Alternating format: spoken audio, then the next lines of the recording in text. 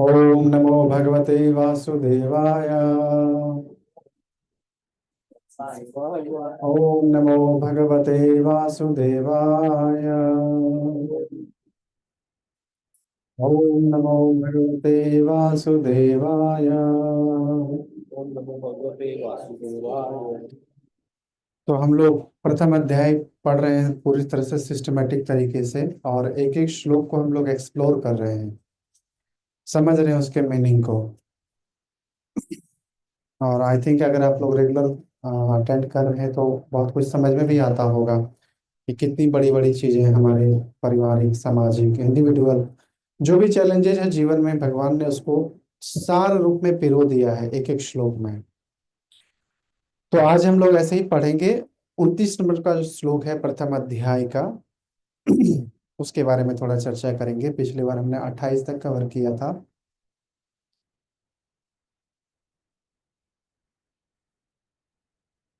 मेरे पीछे दोहराइए एक एक शब्द को।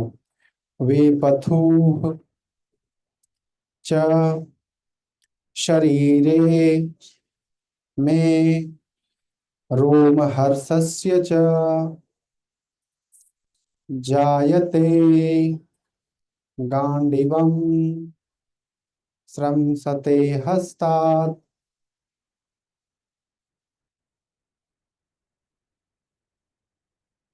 त्वक् च एव परिदाह्यते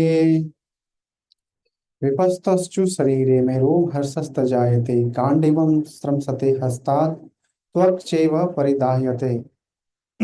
Translation and purport given by A.C. Bhaktivedanta Swami Srila Prabhupada, Srila Prabhupada ki, that Arjuna is saying that my whole body is trembling, my hair is standing on end, and my bow, Gandiva, is slipping from my hand, and my skin is burning. The purport. There are two kinds of trembling of the body, the two kinds of standing on the hair on end. Such phenomena occur either in great spiritual ecstasy or out of great fear under material condition. There is no fear in transcendental realization. Arjuna's symptoms in this situation are out of material fear, namely loss of life. This is evident from the other symptoms also. He becomes so impatient that his famous bow Gandiva was slipping from his hands. And because his heart was burning within, he was feeling a burning sensation on his skin all over the body, and they are due to material consumption of life. Om Jnana Timirandasya Jnananjana Salakaya Chakshurunmilitam Yena Tasmai Sri Gurave Namah. जय श्री कृष्ण चैतन्य प्रभु नित्यानंद श्री अद्वैत गदाधर श्रीवासादि गौर भक्तवृंद। हरे कृष्ण कृष्ण कृष्ण हरे हरे, हरे राम राम राम हरे हरे। तो यहाँ पे जो अर्जुन है, अर्जुन युद्ध के मैदान में जब उन्होंने अपने सारे सेनाओं को देखा और कौरव के तरफ से आने वाले सारे राजाओं को देखा, तो देखने के बाद उनको बहुत बड़ा भय मन में उत्पन्न हुआ, एक डर। और वो डर क्या था? ये डर था कि इतने सारे लोगों की हत्या हो जाएगी, इतने सारे जब लोग मारे जाएंगे तो उनके बाल बच्चे अनाथ हो जाएंगे, उनकी पत्नियां विधवा हो जाएंगी, और बाद में मुझे मिलेगा क्या? यहाँ का संसार का सुख। मतलब मैं कारण बन जाऊंगा इतने बड़े अपराध का। और वास्तव में जब व्यक्ति को मृत्यु आती है तो उससे पहले शरीर में अष्ट विकार उत्पन्न होते हैं। भय के समय या आसक्ति जब किसी से हो जाती है, इसको आप कैसे अनुभव कर सकते हैं? इसको आप ऐसे अनुभव कर सकते हैं। तो पहले समझते हैं कि अष्ट सात्विक विकार क्या होते हैं और भौतिक विकार क्या होते हैं। जैसे जब विपरीत परिस्थिति में जब खतरा हमारे सर पे मंडराता है, हमें आभास होता है कि हमारा एक्सीडेंट होने वाला है, या अमुक व्यक्ति मेरी हत्या करने के इरादे से आ गया है, और या फाइटिंग जब होती है या रॉयट होते हैं, दंगे होते हैं गलियों में, तो उस समय जो स्थिति होती है मन की, मन पूरा विचलित हो जाता है, शरीर में पसीने आना, शब्द नहीं निकलते हैं स्पष्ट, शब्द जो है फंस के रह जाते हैं गले में, हम कहना चाहते हैं बट आवाज नहीं निकलता है ना। हाथ कांपने लगता है, पैर कांपने लगता है, तो पसीने आना, गला चोक हो जाना, और हाथ कांपना, पैर कांपना, है ना, गला सूख जाना। तो ये सब जो विकार हैं, ये दो कारण से आते हैं, एक आध्यात्मिक और एक भौतिक। आध्यात्मिक कारण क्या होता है? जब व्यक्ति को अध्यात्म में बहुत कुछ अनुभूति होती है, जब वो अपने बियॉन्ड सेंसेस भगवान की उपस्थिति को, उनके ज्ञान को, उनकी भक्ति को अनुभव करता है अपने हृदय में, तो वो हमेशा बहुत एक्सटेसी में चला जाता है, आनंद में चला जाता है। क्योंकि हमारे शरीर की जो मतलब बनावट है, उसको सरल भाषा में समझें तो सबसे पहले क्या है? अन्नमय, है ना? ये ग्रॉस बॉडी, अन्नमय, मनोमय, है ना? फिर क्या है ना? प्राणमय, ज्ञानमय, विज्ञानमय, और फिर आनंदमय। तो जब व्यक्ति आनंदमय चला जाता है, क्योंकि आत्मा तक पहुंच जाता है, अपनी जर्नी कर लेता है, तो वो परमात्मा से कनेक्ट हो जाता है, और इस प्रकार से उसका शरीर क्या हो गया? पूरी तरह से आध्यात्मिक हो जाता है। He feels spiritual ecstasy. जैसे एक अ, अ, एक स्त्री, उसका बिलव्ड हस्बैंड से जब विवाह हो जाता है, मतलब एक डिजायर पर्सन से विवाह हो जाता है, तो उसकी इस रिश्ते और मधुर हो जाते हैं, प्रगाढ़ हो जाता है। और किसी कारणवश अगर मान लो बहुत सालों के बाद वो फिर मिलते हैं, तो जिस दिन आने वाला होता है मायके में, तो उनकी जो घर की जो मनस्थिति होती है कि आज मेरे हस्बैंड लेने मुझे आ रहे हैं वापस, मैं ससुराल जाऊंगी, तो उसमें उनकी जो मनस्थिति क्या होती है? बहुत खुश हो जाती है, प्रसन्न हो जाती है। मतलब हर काम तो कर रही है भौतिक, बट चिंतन कहाँ है? Full observation that he is coming to take me, right? बहुत दिनों के बाद हम मिलेंगे, अपना सुख दुख शेयर करेंगे, मनस्थिति बातें, बहुत अच्छी बातें होंगी, तो उस समय बहुत खुश हो जाती है हम, राइट? तो उस समय जो मन की स्थिति होती है, प्रफुल्लित हो जाता है पूरा शरीर, मन, इंद्रियां। तो ये एक, इसका एक छठा मात्रा है, ये जो हम इस स्थिति में जो खुशी महसूस कर रहे हैं, ये आध्यात्मिक का एक छठा मात्रा है। तो चैतन्य महाप्रभु जब भगवान जगन्नाथ का दर्शन करते थे जगन्नाथपुरी में, तो वो जैसे ही एक ग्लैंस मिलता था दैट ही इज कृष्ण, है ना? जय गौर सही कृष्ण सही जगन्नाथ। तो जगन्नाथ जी का दर्शन करने के नाम के अनुभव से ही वो फेंट हो जाते थे, वो गिर जाते थे, एक्सटेसी में चले जाते थे पूरा। समाधि जिसको कहता है, समाधि लग जाती थी। जो भगवान के जो शुद्ध भक्त होते हैं, भक्ति की प्रकाष्ठा में लीन रहते हैं, तो उसके बाद क्या होता है? जब भगवान का जब स्मरण होता है हृदय से, तो कभी कभी व्यक्ति बहुत एक्सटेसी में चला जाता है। आप इसको ऐसे अनुभव कर सकते हो जैसे अभी मनुष्य जीवन में सबसे जो बेहतरीन समय होता है, वो होता है अंडर मदर फादर, बचपन। हाँ, उस समय हमें पता नहीं चलता माता पिता का इम्पोर्टेंस ये क्या है, बट जब हम बड़ी हो जाते हैं और माता पिता से दूर हो जाते हैं, और किसी संजोगवश से वो हमारे जीवन से चले जाते हैं, तो कभी कभी जब अपना घर याद आता है, घर का वातावरण याद आता है, कैसे कैसे माता पिता हमें अच्छे से प्रोटेक्शन देते हैं, ये याद आता है, तो थोड़ी देर के लिए फिर आदमी आंख बंद कर लेता है, नहीं, कुछ कहने में असमर्थ हो जाता है। Fraction of second. या कोई गुरुजन है जिन्होंने अपने बहुत प्रेम किया, बहुत डेडिकेशन तरीके से आपको संभाला, समझाया, और उनकी एडवाइस से आपके जीवन में क्रांति आ गई और आप आगे बढ़ गए जीवन में, तो आज जो देखते हैं संसार में जो भी आपके पास अचीवमेंट है, तो वो निस्वार्थ व्यक्ति के बारे में जब आपको स्मरण आएगा, तो उस समय आप पूरी तरह से, थोड़ी देर के लिए सही, बट थम से जाएंगे। सोचने की, बोलने की, समझने की, ये सारी गतिविधियां थोड़ी देर के लिए रुक जाती है। अगर ये स्थिति अगर लंबा समय तक हो जाए, तो इसी को समाधि कहता है, फुल ऑब्जर्वेशन इन पर्टिकुलर थॉट, समाधि। तो चैतन्य महाप्रभु भगवान का दर्शन करने के बाद वो पूरी तरह से फेंट हो जाते थे, ऑब्जर्व हो जाते थे, गिर जाते थे। वो इतने आध्यात्मिक स्तर पे रहते थे कि जब कोई नदी भी बहती थी, तो यमुना सोच करके उसमें कूद जाते थे, ऐसा होता था। स्पिरिचुअल एक्सटेसी इसको बोलते हैं। तो अष्ट सात्विक विकार, तो उसमें पूरा शरीर लगता है कि ये मर गया, बट मरता नहीं है व्यक्ति, सूक्ष्म अवस्था में भी सांसें चलती रहती है। दूसरा होता है जब हमारे जीवन में भय उत्पन्न होता है, या बहुत बड़ा हानि होने वाला होता है। जैसे मान लो कि गवर्नमेंट ने अनाउंसमेंट कर दिया कि मुंबई डूबने वाला है, 24 घंटा हमारे पास टाइम है, निकलो। एक डायरेक्शन बता दी है कि वापस जो है मुंबई, गुजरात, ये कोस्टल एरिया छोड़ करके आप निकल जाओ, जहां जा सकते हो। 24 घंटा हमारे पास टाइम है। क्या बटोरोगे? अरे मेरा घर, इतना बड़ा फ्लैट, इतना किचन का सारा सामान, राशन पानी, इतने सारे कपड़े, इतना सारा बुक्स, इतना सारा हमारे यहाँ का समाज, सब चीज सब डूब जाएगा। कैसा लगेगा? भय लगेगा, नहीं? हाथ पैर कांपेंगे, किसी को बोला जल्दी ये समेटो, इसको छोड़ दो, उसको पकड़ो, इसको इसको ये किया कि नहीं किया, मतलब असमर्थ हो जाएंगे हम। इमरजेंसी जब लगी थी, ऐसी स्थिति थी जब दंगे होते हैं, माइग्रेट होते हैं, जब विभाजन हुआ भारत का पाकिस्तान का, तो कितने सारे लोगों को जबरन यहाँ से वहां, वहां से यहाँ आना पड़ा। दंगे का माहौल था, चारों तरफ गोलियां भाले वर्षे चल रहे हैं, आग जलाई जा रही है, गाड़ियां लूटे जा रहे हैं, घर लूटे जा रहे हैं, व्यक्ति को मारा जा रहा है रातों रात।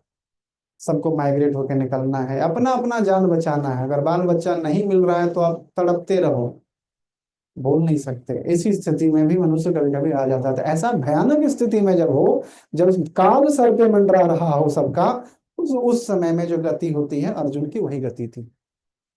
उनका हाथ कांप रहा है, और गांडीव जो उसका धनुष का नाम है, जो बहुत पावरफुल बो था, वो हाथ से सरकते जा रहा है, और त्वचा जल रहा है।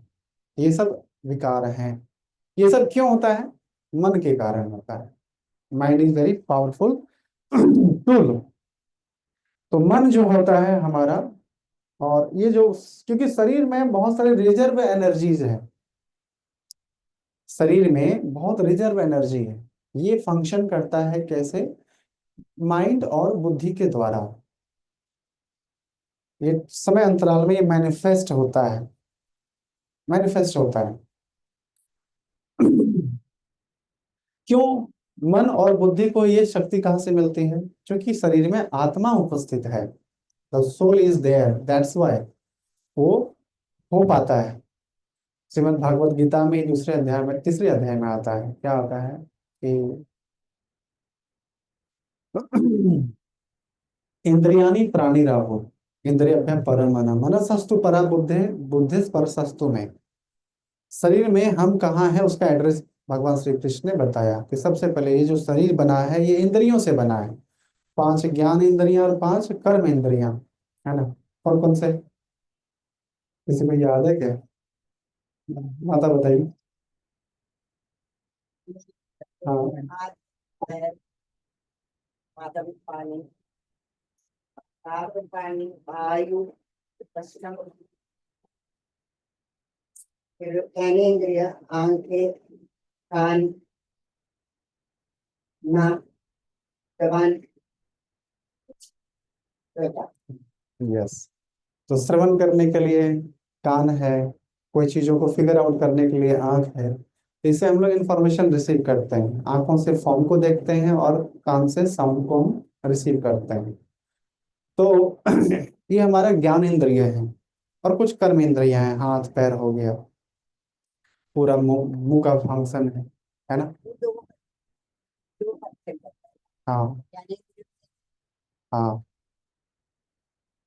ज्ञान इंद्रिय टंग को कहते हैं, हाथ है, और पूरे मुंह को कर्म इंद्रिय कहते हैं, है ना? तो ये शरीर हमारा इंद्रियों से बना है, पंच इंद्रियों से बना हुआ है। तो इंद्रियों को बल कहाँ से मिलता है? इसको बल मिलता है माइंड से। माइंड अपनी एक्टिविटी करता है किसकी हेल्प से? बुद्धि से।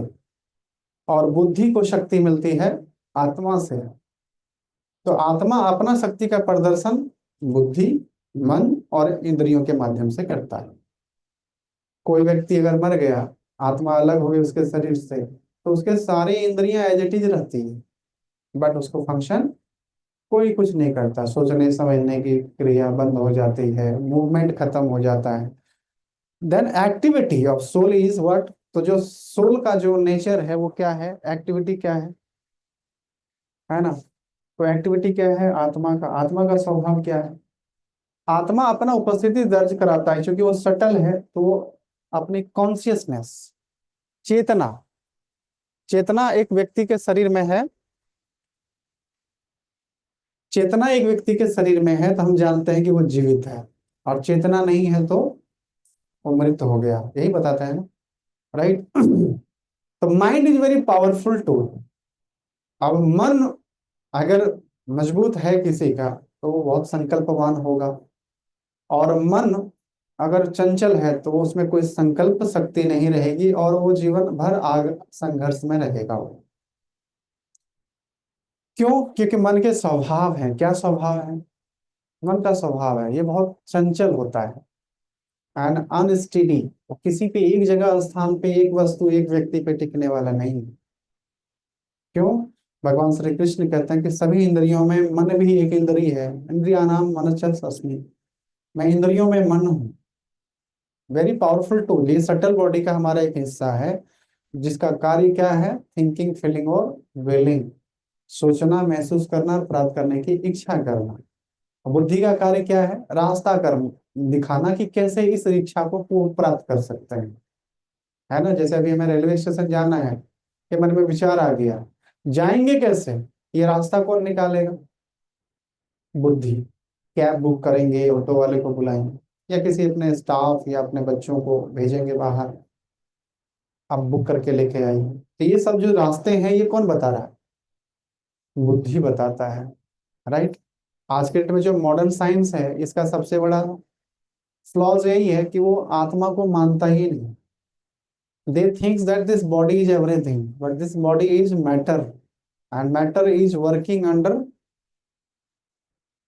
स्पिरिट सोल, है ना।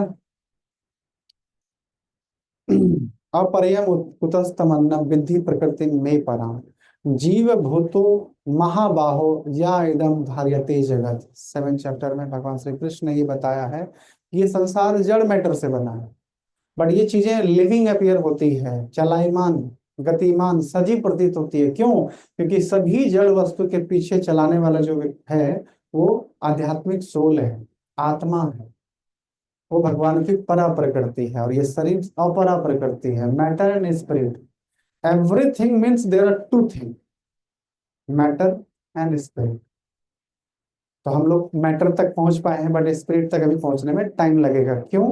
बिकॉज देयर इज दो two two process of gaining the knowledge. दो प्रकार से हम इस संसार में ज्ञान प्राप्त कर सकते हैं, एक होता है असेंडिंग प्रोसेस और दूसरा होता है descending process. Ascending process is very difficult, क्योंकि वो हम अपने मन पे, अपने मेंटल स्पेकुलेशन पे, अपनी थिंकिंग कैपेसिटी पे, इससे हम लोग चीजों को एक्सपेरिमेंट करेंगे और ऑब्जर्वेशन करेंगे। असेंडिंग प्रोसेस, तो जो हमारा साइंस है, मेडिकल साइंस हो या कोई भी साइंस हो या कोई भी रिसर्च या कोई भी थ्योरी आती है, तो लोग क्या करते हैं? पहले ऑब्जर्व करते हैं, कुछ किया एक्टिविटी और उसको ऑब्जर्व किया, तो एक्सपेरिमेंट किया और ऑब्जर्व किया, जो नतीजा हुआ वो उसके पास अच्छे बुरे के रूप में मिलता है। तो जो भी हमारे पास है उसको बोलते हैं असेंडिंग नॉलेज। लेकिन दूसरा क्या होता है? दिस इज नॉट परफेक्ट, डिफेक्टफुल, ये डिफेक्टफुल है। दूसरा होता है डिसेंडिंग प्रोसेस, आरोह पंथ, अवरोह पंथ। अवरोह पंथ इज परफेक्ट नॉलेज। क्यों? क्योंकि ये ऊपर से आ रहा है, गुरु शिष्य परंपरा से ज्ञान आता है। भगवान ने ये संसार बनाई, भगवान ने ये मैनेजमेंट कैसे करते हैं, किन किन लोगों को अधिकार में क्या क्या दिया हुआ है ना, सारा संसार कैसे काम करता है, ये सब चीज उन्होंने अपने वेदों में संकलन कर दिया, और उनको बताने के लिए नाना प्रकार के लोगों को, मतलब देवी देवताओं को इंचार्ज बनाया, जैसे ब्रह्मा जी, लक्ष्मी जी, लॉर्ड शिवा, चतुर्थ कुमार। तो यहाँ से गुरु शिष्य परंपरा प्रारंभ होती है, और धीरे धीरे उनके शिष्य नारद, नारद के शिष्य कौन हुए? तो वेद व्यास जी, वेद व्यास ने इन सारी चीजों को संकलन किया, और वही वेद व्यास जी ने भागवत गीता को, महाभारत, महाभारत का ही के अंश है। शुरुआत में मैंने यहीं पे बताया था कि भागवत गीता हमारे पास कहाँ से प्राप्त हुआ, ये महाभारत का एक अंश है ना। तो वहां से हमें प्राप्त होता है। तो वेद व्यास जी ने अर्जुन के संवाद को अर्जुन उवाच लिखा, संजय के संवाद को संजय उवाच लिखा, धृतराष्ट्र के संवाद को धृतराष्ट्र उवाच लिखा, है ना। लेकिन जब भगवान श्री कृष्ण का जब संवाद होता है तो उन्होंने क्या लिखा, श्री कृष्ण उवाच लिख सकते थे, बट उन्होंने नहीं लिखा ऐसा। क्या लिखा, श्री भगवान उवाच। भग जोड़वान, इस संसार में मतलब जितनी भी शक्तियां हैं, जितना भी ऑपुलेंस है, जितना भी धन संपत्ति है, ऐश्वर्य है, इस संसार में क्या क्या है, ज्ञान है, सुंदरता है, धन है ना, सामर्थ्य है, फेम है, मतलब प्रसिद्धि है, यही सब ऐश्वर्य होते हैं। 6 प्रकार के जो ऐश्वर्य हैं वो एक व्यक्ति में पाया जाए, ही इज कॉल्ड भगवान। तो ही जब पूर्ण, all knowledge, all fame, all beauty, all strength, all renunciation. Renunciation भी एक अपने आप में धन है, संपत्ति है। जो व्यक्ति में रिनाउंसिएशन नहीं है वो बहुत ज्यादा दुख रहेगा संसार में। सब कुछ होते हुए भी हमेशा उसको गिलास आधा भरा हुआ नहीं दिखेगा, आधा खाली गिलास दिखेगा। दो थॉट प्रोसेस है ना गिलास को देखने का। एक गिलास में एक व्यक्ति है, देखता है आधा गिलास भरा हुआ है, आधा खाली है। तो जो मटेरियल अटैच है तो वो क्या देखेगा, अरे बाप रे इसमें आधा पानी भरना बचा हुआ है अभी। जिसमें थोड़ा रिनाउंसिएशन है वो क्या देखेगा, कोई बात नहीं, आधा गिलास भरा हुआ। सिंपल। रिनाउंसिएशन भी क्या है, अपने आप में एक धन है ना। सारे ज्ञान भगवान से आ रहे हैं, इसलिए भगवान कहते हैं कृष्ण वंदे जगत गुरु, सभी गुरुओं के गुरु हैं। और वही ज्ञान और गुरु परंपरा से वो अपने आप को मैनिफेस्ट करते हैं। और यहाँ पे जब हमारे पास आता है तो हमें फिर से उसको एक्सपेरिमेंट करने की जरूरत नहीं है, क्योंकि श्रुति के माध्यम से, स्मृति के माध्यम से हम तक पूर्ण ज्ञान मिल गया। हमें उसका केवल लाभ उठाना है, अपने प्रीवियस आचार्यों के वाणी को, शास्त्र को मैच करके। कोई भी चीजों को आंकने का तरीका क्या है, 3 एंगल से हमें देखना चाहिए कि कोई भी चीजें अगर सही है गलत है। एक, साधु जन क्या सोचते हैं इस मैटर के बारे में, मतलब जो आध्यात्मिक स्तर पर समाज के जो चिंतक हैं, जो फिलोसफर हैं, वो क्या विचार रखते हैं। दूसरा, जो स्क्रिप्चर्स हैं हमारे पास, तमाम सारे स्क्रिप्चर्स हैं, उसमें इसके बारे में क्या दिया हुआ है, राइट। तो साधु, गुरु और जो है शास्त्र की जो वाणी है, ये सब चीजें आधार बनती है हमारे लिए, चीजों को ऑब्जर्व करने के लिए और उस पर चलने के लिए हमें प्रयास करना चाहिए। तो ये है गुरु शिष्य परंपरा द्वारा descended knowledge, that is perfect knowledge. अभी 2 + 2 4 हो गए, ये डिसेंडेड नॉलेज है। हमारे शिक्षकों ने हमें सिखाया, उनके शिक्षकों ने उनको सिखाया, उनके शिक्षकों ने उनको सिखाया। ये पृथ्वी के किसी भी कोने में जाएंगे तो 5 नहीं होगा, 4 ही होगा। अब हम बैठे हैं मेंटल स्पेकुलेशन करने की 4 क्यों हुआ, तो सिद्ध करके भी बता दिया कि 4 आम, देखो एक आम है, एक और जोड़ेंगे 2 3 4, फैक्ट हो। तो पूर्ण नॉलेज मतलब डिसेंडिंग ऑर्डर में जो नॉलेज आता है। Experiment and observation, that is defective knowledge, जिसको मटेरियल ज्ञान बोलते हैं, जो हमें स्कूल में, कॉलेज में और संसार में जो भी चीजें मिलता है। क्यों ये डिफेक्टिव क्यों है, क्योंकि भगवान ने सभी मनुष्यों को बनाया है, हायर कॉन्शियसनेस दिया है मनुष्यों को। पृथ्वी पर मनुष्य का ही कब्जा है, पूरे जो प्लेनेट पर है वो पृथ्वी को रन करने वाला जो स्पेसीज है वो है मनुष्य। क्यों, मनुष्य के पास बुद्धि बहुत तीव्र है बाकी एनिमल मैमल के अपेक्षा।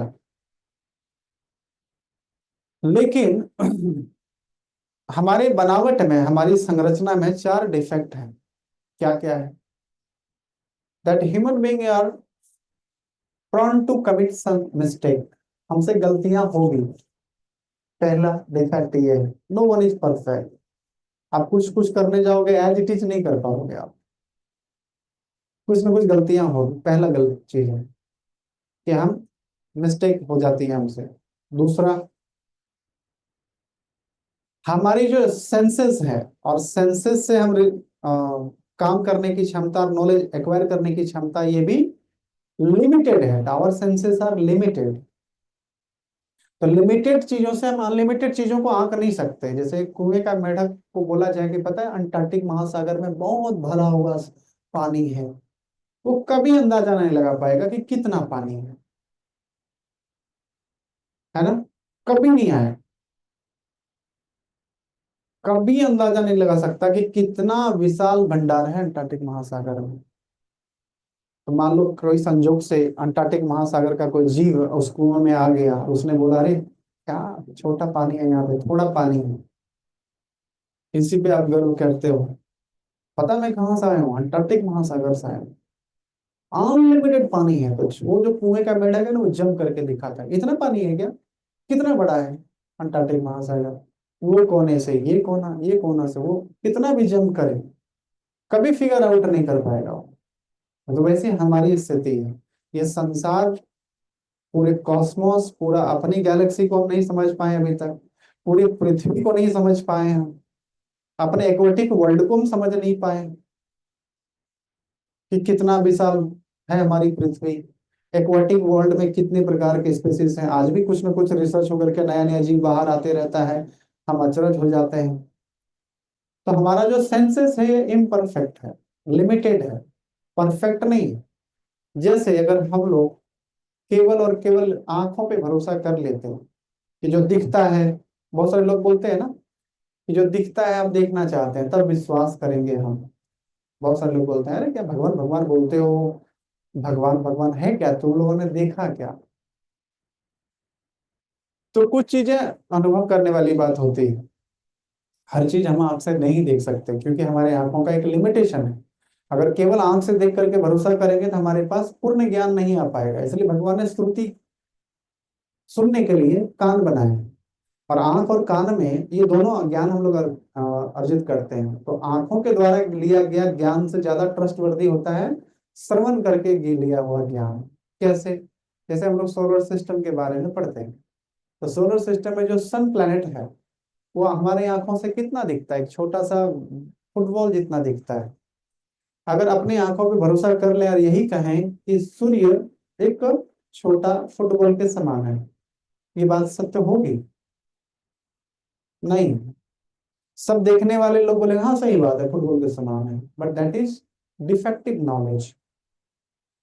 तो हमें श्रुति से पता चलता है क्या, कि पृथ्वी से वो 1 पॉइंट, मतलब 1 लाख से भी अधिक गुना ज्यादा बड़ा है। तो ये कहाँ से पता चला? श्रवण करके ना। तो श्रवण करने के बाद जो नॉलेज मिलता है उसी को तो डिसेंडिंग नॉलेज बोलते हैं। इसी को तो श्रुति कहते हैं, स्मृति कहते हैं, जो हमें परंपरा से प्राप्त हुआ।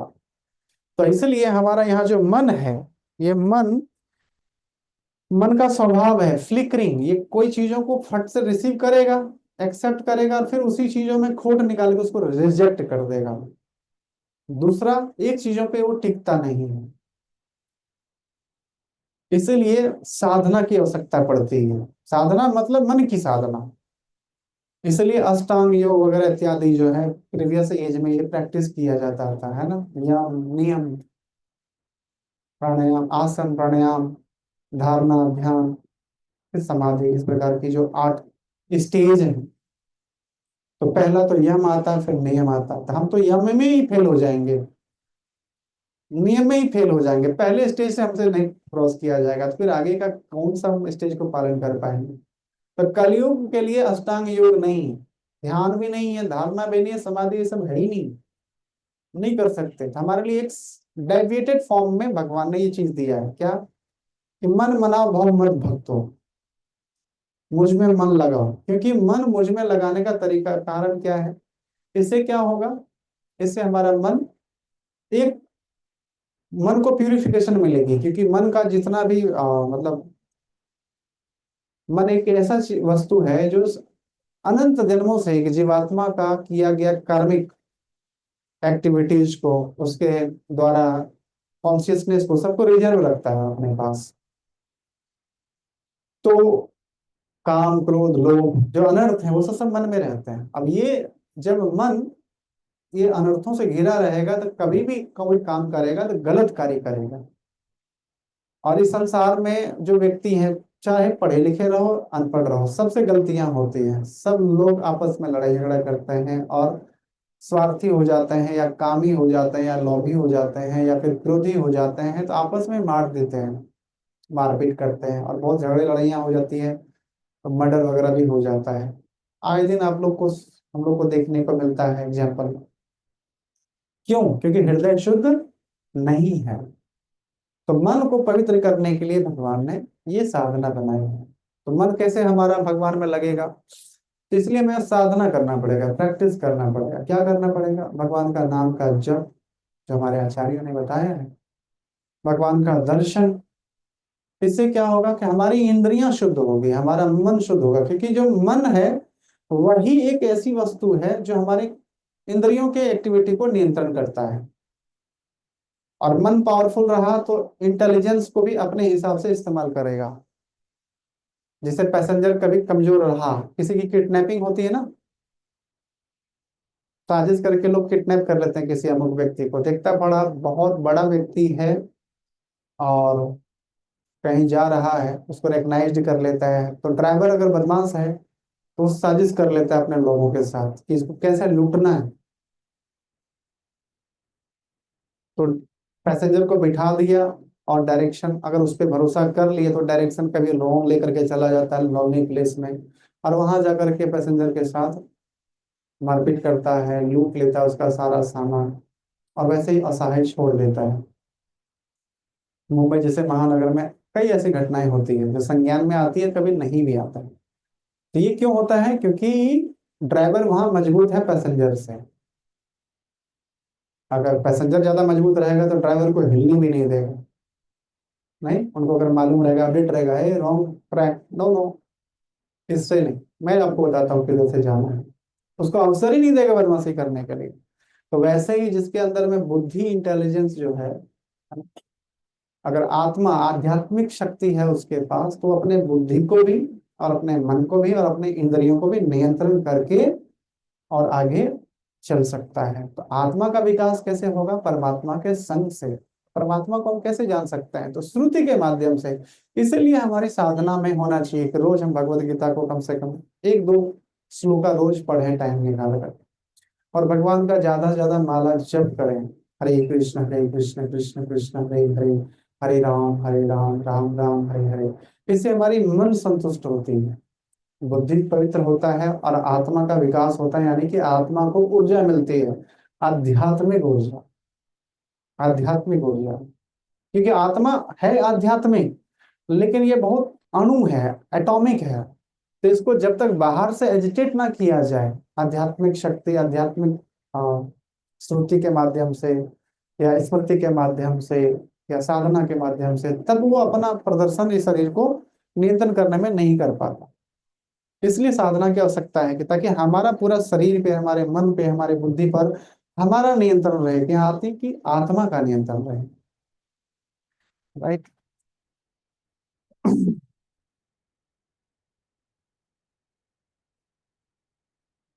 तो इसलिए सबसे पहले हमें क्या करना चाहिए? मन को ऑब्जर्व करना चाहिए। अगर मन मटेरियल थॉट प्रोसेस में ऑब्जर्व है तो हमारी एक्टिविटी भी मटेरियल हो जाती है। और मन अगर हमारा ऑब्जर्व है स्पिरिचुअल एक्टिविटी में, तो स्पिरिचुअल हो जाएगा। जैसे मान लो अभी आज के डेट में मैं देखता हूँ युवाओं में बहुत क्रेज है आज के डेट में स्पोर्ट्स को लेकर के, या घूमने फिरने को लेकर के। तो उनका जो पर्टिकुलर एक्टिविटी है घूमना फिरना या स्पोर्ट्स, क्यों होता है? क्योंकि उसका माइंड में हमेशा वो थॉट चलते रहता है। कॉलेज में है, टीचर कुछ बता रहा है, उसको मन नहीं लगता, उसको लगता है मुझे घूमने के लिए ज्यादा जाना है कुछ दोस्तों के साथ, बहुत सारा प्लान कर लेता है, उसी के बारे में वो सोचते रहता है। तो उसकी एक्टिविटी भी वैसे हो जाती है, एक्टिविटी भी वैसे ही हो जाती है। तो जैसे अभी क्रिकेट है, क्रिकेट को देखने के बारे में अगर कोई व्यक्ति सोचेगा कि मुझे क्रिकेट देखना है, क्रिकेट देखना है, तो उसका मन क्रिकेट में उलझ गया, तो फिर उसकी एक्टिविटी भी कैसे हो जाएगी? कंट्रोल हो जाएगी। वो क्रिकेट देखना प्रारंभ कर देगा, फिर पढ़ाई, एग्जाम वगैरह ये सब चीज छोड़ देता है। ऑब्जर्वेशन माइंड का जहाँ है, जहाँ पे ऑब्जर्व है, उसी चीज में हमारी इंद्रियां इंप्लॉयड हो जाती है। इसलिए मन को क्या करना है? भगवान में लगा देना है। इससे क्या होगा? क्योंकि शरीर जो है हम लोग फंसे हुए हैं। जन्म मृत्यु जरा और व्याधि ये जीवन की असली समस्या है, जिसको समाधान करना है। और वो समाधान कैसे होगा? जब हमारा मन आध्यात्मिक हो जाएगा तब। तो भगवान श्री कृष्ण बताते हैं 8वें अध्याय में, यम यम वापि स्मरण भावम तजंति कलेवरम तम तम एव वेति कौन्तेय सदा तद भाव भाविका। ट्रांस माइग्रेशन ऑफ सोल, एक आत्मा शरीर छोड़कर दूसरे शरीर में कैसे जाता है? तो मन ही एक कारण है। क्योंकि मरता है, अगर छूट मृत्यु होती है तो ये शरीर छूटता है, लेकिन सूक्ष्म देह में आत्मा कैद है। अब वो जैसा इच्छा करेगा वही इच्छा के अनुसार उसको अगला शरीर मिलेगा, क्योंकि हम लोग इस संसार में वास्तव में कुछ और नहीं कर रहे, अपनी पर्सनल इच्छाओं को जी रहे हैं। और जो मेरी इच्छाओं को पूर्ण करने में मुझे सहयोग कर रहा है उसको हम लोग अपना मानते हैं, और जो सहयोग नहीं कर रहा है तो वो हमारा दुश्मन हो जाता है, यानी कि पराया हो जाता है। तो अपना पराया और कुछ नहीं, ये मन के द्वारा उत्पन्न किया गया विचार है। तो अपनी इच्छाओं को पूर्ण करने के लिए, अपनी निजी इच्छाओं को पूर्ण करने के लिए जो व्यक्ति मेरी मदद करेगा वो हमारे अपने हो गए। जो हमारी मदद नहीं कर पा रहा वो हम दूर हो गए, या हम उनसे दूर हो गए। तो केवल इस संसार में हम लोग अपनी इच्छाओं की पूर्ति की तलाश में रहते हैं 24 घंटे। तो मान लो मरने के टाइम में अगर सिर्फ मटेरियल एक्टिविटी में, मटेरियल लोगों में, मटेरियल थॉट प्रोसेस में अगर हमारा मन ऑब्जर्व रहा, तो अगला भी जीवन क्या मिलेगा? भौतिक। और भौतिक शरीर धारण करने का मतलब है कि फिर से जन्म, फिर से मृत्यु, फिर से जरा, फिर से व्याधि, इसी में हम फंस गए। तो हमारा विकास होना चाहिए कैसा? कि हम कम से कम अपना वास्तविक जीवन की समस्या का समाधान कर पाए, वो भी मनुष्य जीवन में, ये कर्तव्य है। नहीं तो ये जीवन जो जिसने मटेरियल वे में अगर जी लिया, केवल एंजॉयमेंट करते हुए, आनंद करते हुए, परिवार कुटुंब के साथ आहार निद्रा भय मैथुन, अगर इसी में रह गया, तो इसको स्पिरिचुअल सुसाइड कहते हैं, आध्यात्मिक आत्महत्या। क्योंकि हमें जो अवसर मिला वो वास्तव में ये मिला कि जस्ट ये मैटर से हमारी कैसे छुटकारा हो। क्योंकि आत्मा जो है वो आध्यात्मिक है पूर्ण, तो आध्यात्मिक लोक में उनको रहना चाहिए। ये संपूर्ण क्रिएशन में से 1/4 क्रिएशन है मटेरियल वर्ल्ड, यानी कि भौतिक संसार, जहाँ पे जन्म मृत्यु जरा और व्याधि जो भी आएगा उसको इस प्रोसेस से गुजरना पड़ेगा। लेकिन हम मरना भी नहीं चाहते, हम बुढ़ापा भी नहीं चाहते, हम बीमारी भी नहीं चाहते। तो ये चाहने वाला व्यक्ति कौन है?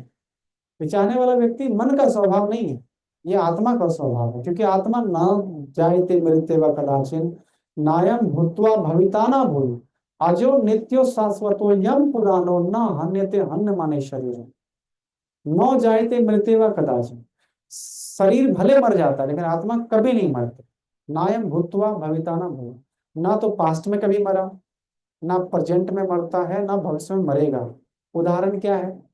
पास्ट में हम सबके पास छोटा शरीर था, शरीर मर गया, समय अंतराल में वो शरीर छूट गया, लेकिन उस शरीर में रह करके हमने जो भी विद्या अर्जन करी, जैसे जैसे लोगों से हमने पहचान बढ़ाई, वो सब हमारी कॉन्सियसनेस में आज भी है। और वो शरीर बदला कि नहीं बदला? आज प्रेजेंट शरीर में हम रह रहे हैं, लेकिन भूतकाल में जो शरीर था वो तो मर गया। लेकिन आत्मा मरा क्या? आत्मा ने नया शरीर धारण किया। तो आत्मा का स्वभाव है कि भौतिक जगत में रहेगा तो भौतिक शरीर में रहेगा, और आध्यात्मिक जगत में रहेगा तो आध्यात्मिक शरीर में रहेगा। अब न जायते मृतक कदाचित नायम भूतवा भविता न भूय। ये अजर है, अजो नित्यो शाश्वतोयम पुराण। अजर है, अमर है, नित्य है, मतलब हमेशा रहने वाला है। बहुत सारे मायावादी फिलोसफर्स लोग क्या बोलते हैं कि हम ब्रह्म ज्योति में मर्ज हो जाएंगे। मर्ज में क्या हो जाओगे आप? कभी एकाग्र नहीं हो सकते। वननेस का मतलब हमारी इंडिविजुअलिटी कभी खत्म नहीं होती। नहीं तो भगवान क्यों बोलते हैं भगवत गीता में,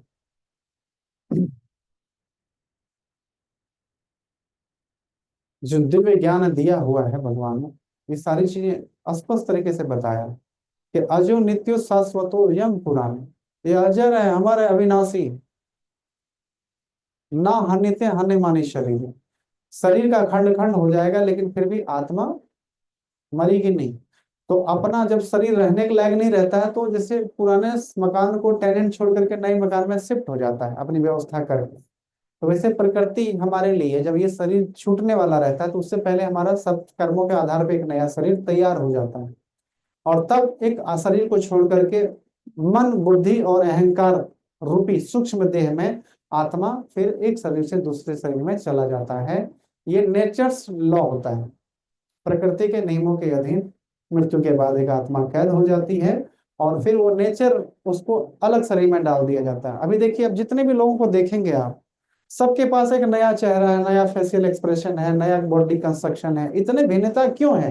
क्योंकि हमारी सबकी सबकी अपनी अपनी निजी निजी इच्छाएं हैं अलग अलग तरीके से, और यही इच्छाओं का प्रदर्शन हमारे लिए जिस शरीर से हमें दिया जाता है उस शरीर से हम करते हैं। तो मन जो है बहुत स्ट्रॉन्ग टूल है, और इसी टूल को हमें क्या करना है? ट्रेन करना है। तो कृष्णा कॉन्सिस्टेंस मतलब ट्रेनिंग द माइंड। क्या ट्रेनिंग करना है? मन मना भव मत भक्तो, भगवान में ऑब्जर्व कर देना है, उनकी सेवा में अपनी इंद्रियों को लगाना, आंख को भगवान का दर्शन करने में, पैर को भगवान का मंदिर जाने में, है ना, अपने मुख को अपने जिह्वा को भगवान का प्रसाद ग्रहण करने में, अपने बुद्धि को भगवान की शिक्षाओं को स्मरण करने में।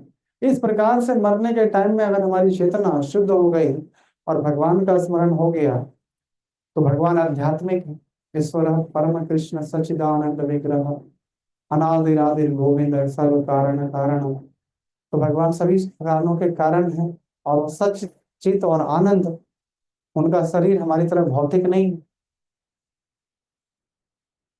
एटर्निटी है, ब्लिसफुलनेस है एंड नॉलेज। ये तीन फीचर है भगवान के शरीर का, कभी बदलते नहीं, हमेशा नव यौवन में बने रहते हैं, उसमें बुढ़ापा नहीं आता।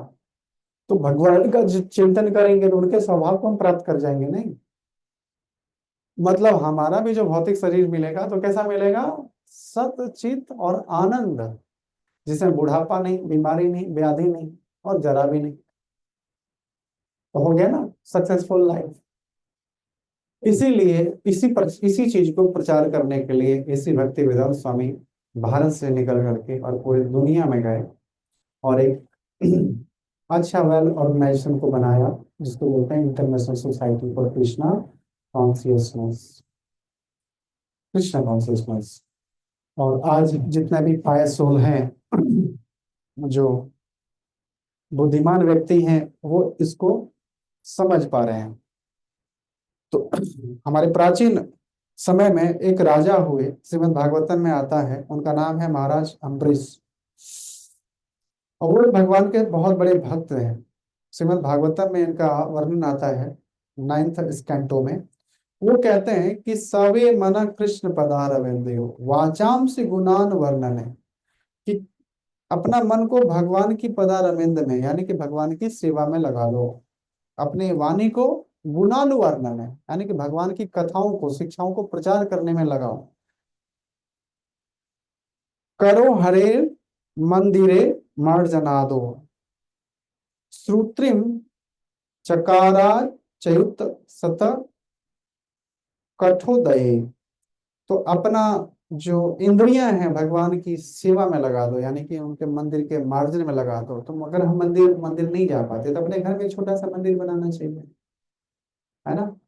अगर हम गृहस्थ आश्रम में हैं तो भी हमारे पास एक स्पिरिचुअलिटी को प्रैक्टिस करने के लिए भगवान का एक छोटा सा कमरा होना चाहिए, एक तुलसी पौधा होना चाहिए, भगवान का पर्सनल प्लेट्स होने चाहिए, उनको धूप अगरबत्ती या आचमन जल कुछ पात्र होने चाहिए, है ना। सिंपल सी साइंस। और भारत तो सदियों से ऐसा देश रहा है जहाँ हर घर मंदिर है, घर घर मंदिर है।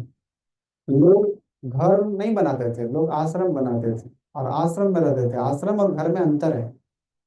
आश्रम का मतलब होता है, what is ashram means? Ashram means where there spiritual culture is practised, जहाँ पे आध्यात्मिक शिक्षाओं को प्रैक्टिस किया जाता है, दैट इज कॉल्ड आश्रम।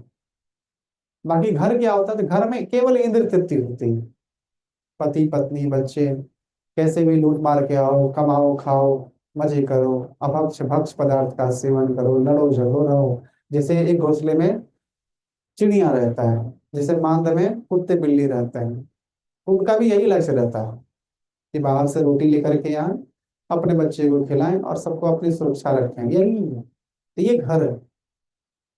और भारत में लोग आश्रम में रह रहे थे, यानी कि एक आश्रम, एक पर्टिकुलर रूल्स में रहते थे। ब्रह्मचारी जीवन है यानी कि विद्यार्थी जीवन है, तो विद्यार्थी जीवन को, प्रोटोकॉल को फॉलो, अपने गुण को, अपने स्किल को, अपने चरित्र को, अपने ज्ञान के विकास के लिए आपका समय डेडिकेट होना चाहिए, अदरवाइज ना, मटर गश्ते नहीं। No connection between man and woman before marriage.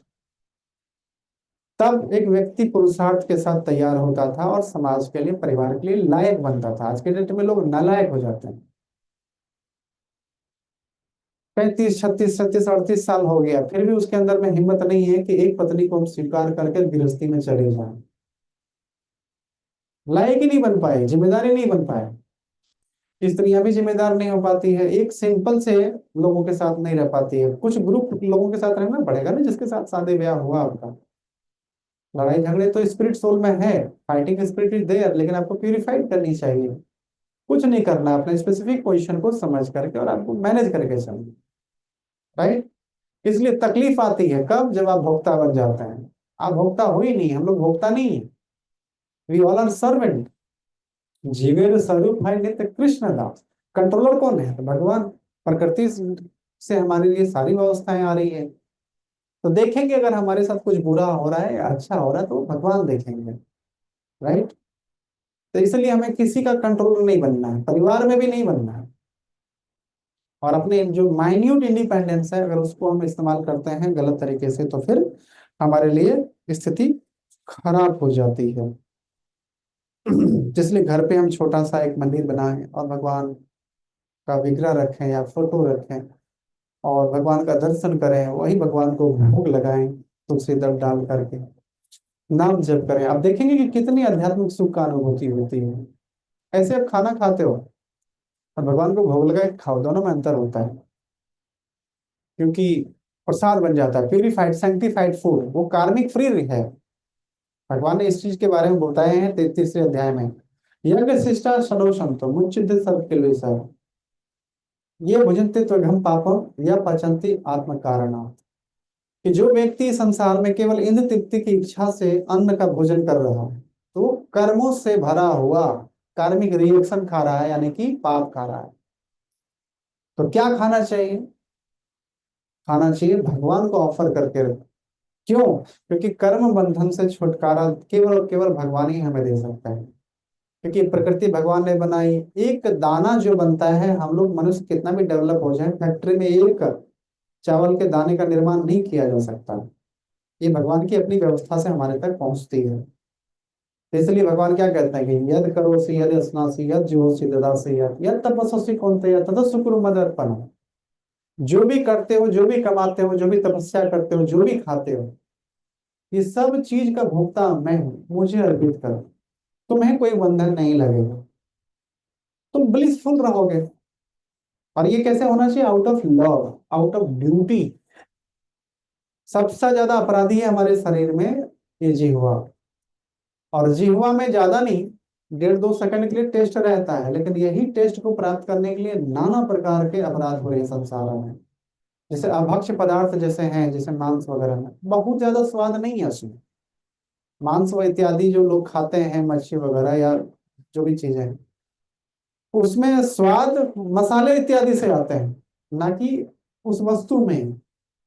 लेकिन अब आदमी के जीवा में लग गया स्वाद, तो इतना सारा ऑप्शन रहने के बावजूद भी व्यक्ति क्या है, उसी में फंस जाता है। भगवान ने मनुष्य को बनाया है अपने ज्योग्राफी, देश काल परिस्थिति के हिसाब से उसका फायदा उठाने के लिए, इसलिए भगवान ने बुद्धि दिया है। भारत जैसा देश, पवित्र भूमि मिली है, तो यहाँ पे तो हमारे पास खाने पीने का ऑप्शन बहुत है, नहीं अनगिनत ऑप्शन है। अब मान लीजिए साइबेरिया जैसा कंट्री में कोई पैदा हुआ, तो वहां पे खेती तो होगा ही नहीं, क्योंकि इतना माइनस में टेम्परेचर रहता है, भूमि बंजर है और हमेशा ढकी रहती है बर्फ इत्यादि से। तो वहां पे जो व्यक्ति को सरवाइव करना है, तो उनको मांस ही खाना पड़ेगा, उसके लिए कोई ऑप्शन नहीं है। प्रभुपाद जी ने जब शुरुआत में रसिया में कुछ भक्तों को भेजे थे प्रचार इत्यादि के लिए, तो वहां बहुत कठिनाई हुई, क्योंकि मोस्टली मांस इत्यादि ही मिल रहे हैं, क्योंकि ठंडा प्रदेश है। खाने पीने को सामान नहीं मिलता है, कोसों दूर जाने पड़ते हैं तो कहीं कहीं पे ब्रेड इत्यादि मिलते हैं, गेहूं से बना हुआ चीजें जो विदेशी, वो भी बहुत महंगी रहती है क्योंकि वहां तो होता नहीं, दूसरे देश से इंपोर्ट करते हैं। तो भक्तों ने कंप्लेन किया, Prabhupada how do we survive here, खाने पीने को कुछ है ही नहीं। तो प्रभुपाद ने जो पृथ्वी का सिद्धांत है अपने सर्वाइवल के लिए कि जीव जीव से भोजन में, एक जीव को दूसरे जीव पर आश्रित रहना होता है इस संसार में। तो अगर आपके पास ऑप्शन नहीं है then you can eat meat. Survival का लॉज यही कहता है कि अगर आपके पास नहीं है कुछ खाने के लिए देन अपने जीवन को रक्षा करने के लिए you can kill other. Other मतलब बड़े एनिमल को नहीं, क्योंकि वो सरकमटेंसेस हैं, वो सरकमटेंसेस हमेशा के लिए नहीं रहेंगे। राइट, भगवान ने बुद्धि दी है, यू विल सम अरेंजमेंट होगा। तो उन्होंने बताया कुछ नहीं खाने को है, प्रचार इंपॉर्टेंट है, मांस ही खाओ लेकिन प्रचार करो।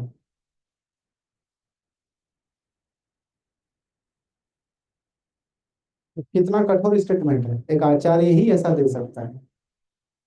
क्योंकि प्रचार की आवश्यकता है ना, लोग अज्ञानता में नाना प्रकार के अपराध कर रहे हैं, अपने जीवन जो मिलियन बिलियन के बाद मिला है वो इंद्र तृप्ति में बहा रहे हैं, उनका कैसे होगा उद्धार।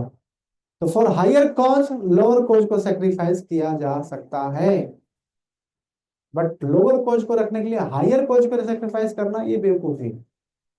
आज जो समाज है वो हायर कॉज को समझ ही नहीं पा रहा, लोअर कॉज को पकड़ के बैठा जाता है, अपनी निजी तृप्ति के लिए पीछे भागता है। जिससे परिवार कैसे संतुष्ट होगा, समाज कैसे, परिवार की मर्यादा कैसे मेंटेन होगी, हम लोग सब कैसे प्रसन्न रहेंगे, इस चीज के लिए प्रयास नहीं करता, निजी इच्छा। तो निजी इच्छाओं को त्यागना पड़ता है कभी कभी, then you can find peace. Higher cause के लिए जब आप जाते हैं तो आपको शांति का अनुभव होता है इमीडिएटली। तो हमें माइंड को अपने इस प्रकार से ट्रेन करना चाहिए ताकि हमारा मन भगवान में लगे। और मन में लगाने के लिए, भगवान में मन लगाने के लिए भगवान ने बड़ा सरल चीज बता दिया है, क्या कि हरे नाम हरे नाम एव केवलम कलौ नास्ते व नास्ते व नास्ते गतिरनुथा। ये टाइम का इफेक्ट है कि हम लोग हमेशा कितना भी प्रयास करेंगे आप डिस्टर्ब ही रहने वाले हो।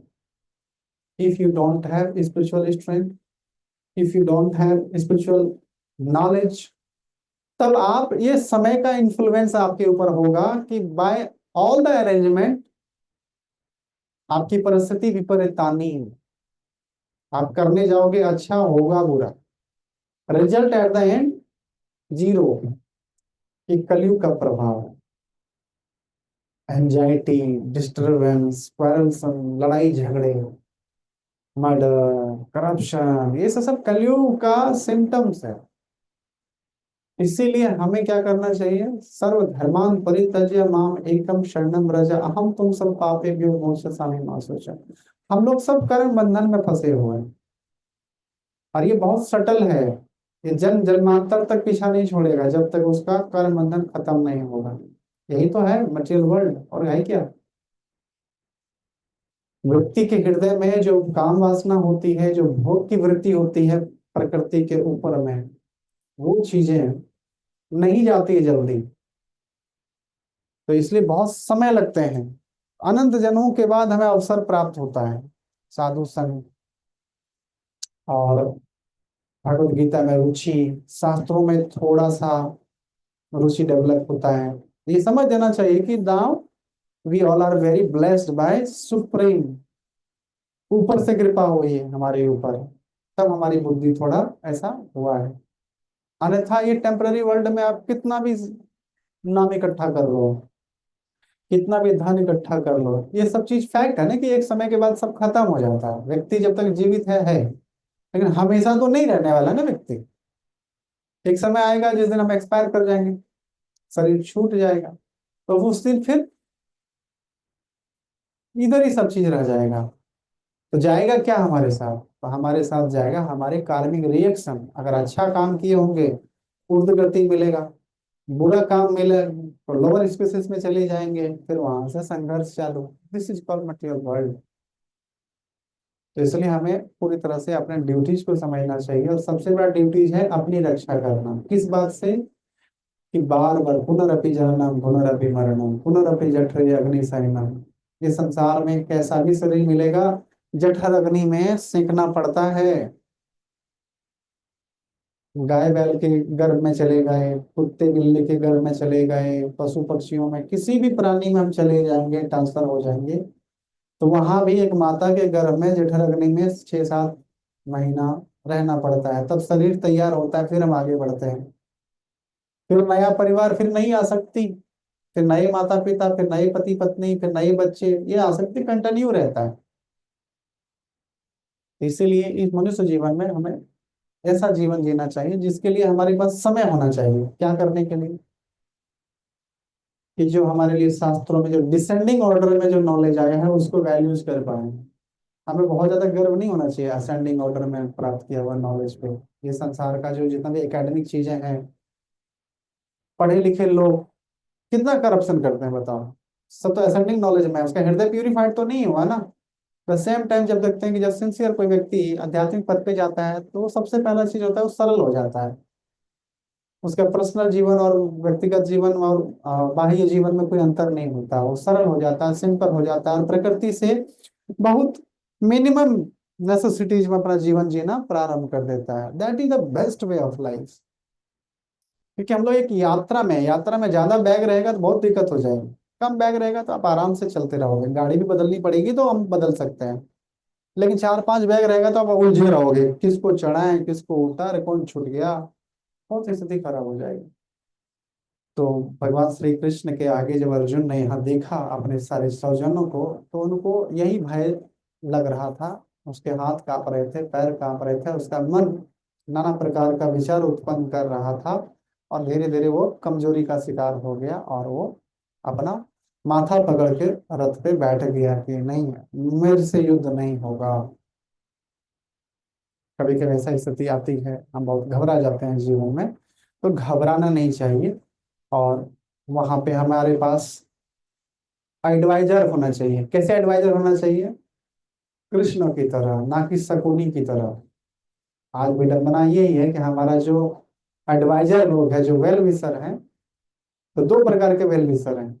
एक कौरवों के पास भी शुभ चिंतक थे और पांडवों के पास भी शुभ चिंतक थे। तो पांडवों के हिस्से में कौन थे? भगवान श्री कृष्ण, जो पांडवों की गतिविधि को करेक्शन भी देते थे। गलती होता था तो गलती को लिए डांटते भी, करेक्शन भी देते थे, सजा भी, उनको धमकाते भी थे, डांटते भी थे, सलाह भी देते थे, है ना। अभी देखेंगे अर्जुन बहुत सारी बातें बताएगा तो उनको भगवान लताड़ते भी हैं कि अपने आप को बहुत बड़ा पंडित समझ रहा है, अभी कहाँ गया तुम्हारा दिमाग। लेकिन वही थे कौरवों के पक्ष में कौन? शकुनी, दुष्ट बुद्धि व्यक्ति था। वो हमेशा भांजे भांजे बोल करके और हमेशा गलत गलत पाठ पढ़ाते गया, कान में जहर डालते गया, और उसका पूरा जीवन नरक बना के छोड़ दिया, और अंतिम में सबकी दुर्गति हो गई। तो हमें भी देखना चाहिए कि जो व्यक्ति निस्वार्थ भाव से ज्ञानी व्यक्ति है, सुपीरियर है, और उसके कथनी और करने में अंतर नहीं है, उनसे सजेशन लेना चाहिए। जो मटेरियली भी सक्सेसफुल है, आध्यात्मिक जीवन शैली में भी थोड़ा उनके पास नॉलेज है, ऐसे व्यक्ति से राय लेना चाहिए। और वास्तव में आपके जीवन से किसी को कोई फर्क नहीं पड़ता। हम लोग यही गलती कर जाते हैं, अगर मान लो हमसे कुछ गलती हुआ तो हम सोचते हैं कि हम सही हैं।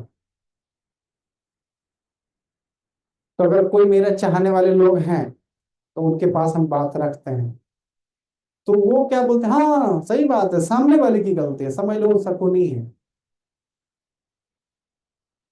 क्योंकि गलती करना मनुष्य का स्वभाव है, हमारी इंद्रियां अपूर्ण है, इसलिए हम परसेप्शन बना लेते हैं कि ऐसा ऐसा उसने सोचा होगा, ऐसा ऐसा बोला होगा, भले उसका इंटेंशन कुछ और हम नहीं समझ पाए हों, तो हम खुद दुखी हो जाते हैं कभी कभी। और सब में चीटिंग प्रोपेंसिटी है, हम सब में धोखा देने की प्रवृत्ति है, और इल्यूजन, मोह में पड़ जाते हैं, चीजों से अटैच हो जाता है। ये 4 व्यक्तिगत दोष हैं हमारे पास। क्या क्या? मोह में पड़ जाना, मतलब जो चीजें हमने कुछ बनाया, क्रिएट किया, या कुछ बात बोली, उसमें हम अटैच हो जाता है, मोह में पड़ जाना। दूसरा, हमारी इंद्रियां अपूर्ण है तो ठीक ठीक चीजों को समझ नहीं पाना। तीसरा, चीटिंग प्रोपेंसिटी, धोखा देने की प्रकृति है, सर्वाइवल में हमें हेल्प करता है ये चीजें, इसलिए सभी जानवरों में ये चीटिंग प्रोपेंसिटीज है। अपने स्वार्थ को पूरा करने के लिए बच्चा भी हाथ पैर पटकने लगता है, मुझे ये खिलौना चाहिए, ये खिलौना चाहिए, जाना नहीं चाहता वो आगे, माता पिता हार के वो खिलौना दे देते हैं उसको, तब आगे बढ़ता है ना।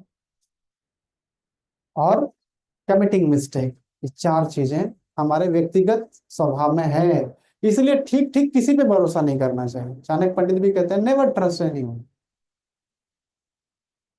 क्यों नहीं करना चाहिए वह? इसलिए नहीं कि वो व्यक्ति खराब है, उसके उसके संरचना में, उसके क्रिएशन में ये चार डिफेक्ट हैं।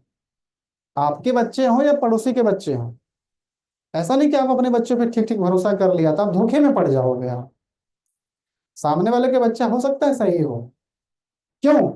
क्योंकि ये चीजें, चार चीजें सब में है, मेरे बच्चे में भी है और उसमें भी है। कोई भी गलत हो सकता है, तो समय लीजिए जजमेंट देने में, डिसीजन लेने में, बहुत बड़ी चीज होती है। तो अर्जुन को जो ये पारिवारिक मोह हुआ है, इससे कैसे कैसे भगवान हम निकालते हैं, वो सारी चीजें हम जानेंगे। तो आज का सार यही है कि भौतिक आसक्ति हमें बहुत बड़ा चिंता का, भय का अनुभव कराती है। कोई चीज से हम अटैच है, कोई चीज हमारे पास है, वो खो जाने का डर, हाथ पैर कांपने लगता है, सुन किसी को खोने का डर, है ना, चीजें होती रहती है। लेकिन हमारा मन और हमारी बुद्धि ये सबको कंट्रोल करने के लिए आत्मा से आती है शक्ति, और आत्मा को शक्ति मिलती है परमात्मा के संग से। और ये जो कलयुग के लिए हमारे पास जो व्यवस्था बनाई गई है कि भक्ति योग की प्रधानता है कलयुग में, भगवान श्री कृष्ण के द्वारा दिखाए मार्ग पे हमें चलना चाहिए। और जो आचार्यों ने हमारे पास डिसेंडेड प्रोसेस में जो गुरु शिष्य परंपरा से लिया हुआ ज्ञान परोसा है, बिना डाउट किए उसमें हमें चलना चाहिए, तो हमारा जीवन बहुत पूर्ण हो जाएगा। ठीक है, हरे कृष्ण कृष्ण कृष्ण हरे हरे, हरे राम राम राम हरे हरे। जगत गुरु श्री प्रभुपाद की। किसी के पास कोई प्रश्न है कुछ आज की कक्षा से? है तो मेरे पास प्रश्न रहेंगे फिर।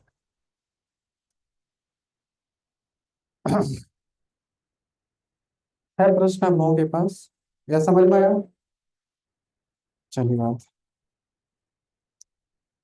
तो मेरा प्रश्न ये है कि मैं आता हूँ और चीजें मतलब बताता हूँ, चीज समझ में आता है, पक्का आता है।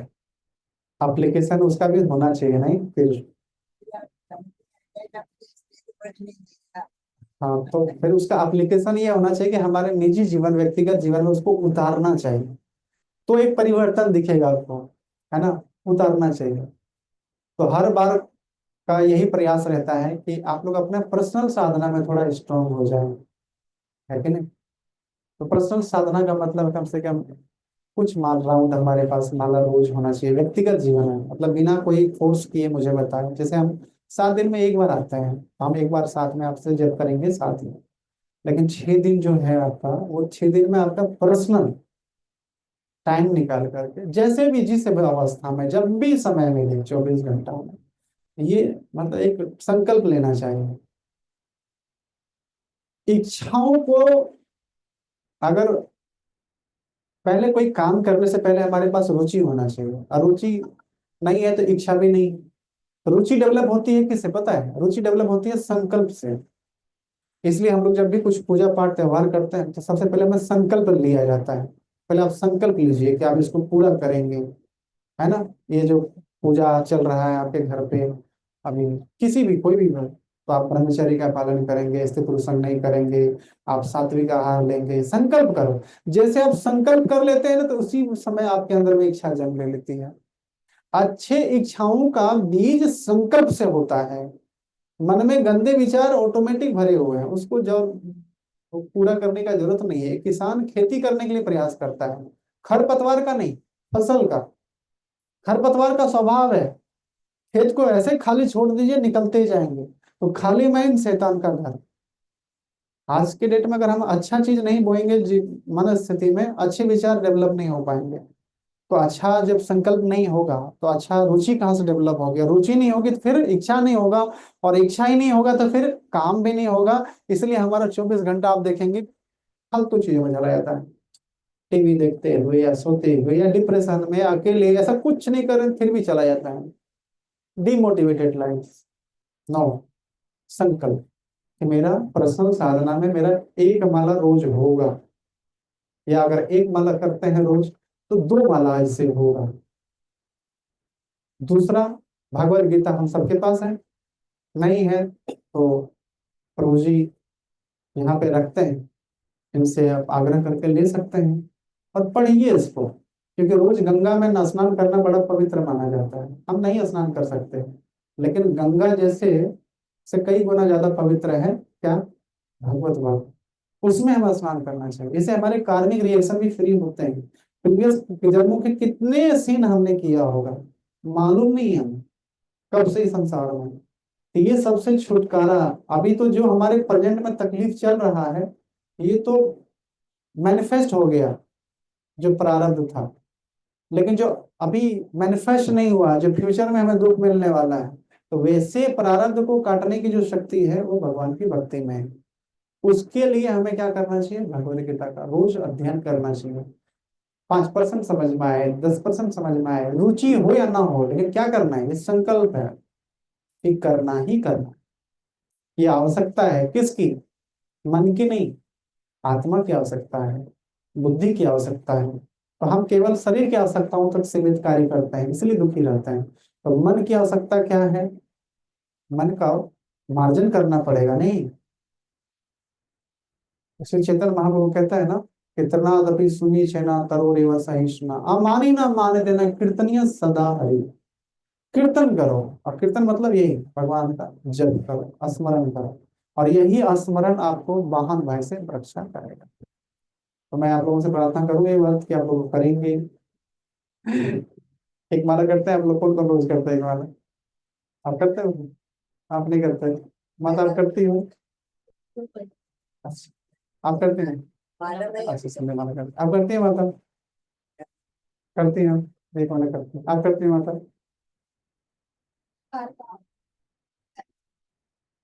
वो भी कीजिए ये भी कीजिए, राइट, आप करते हो, हफ्ते में 3-4 दिन।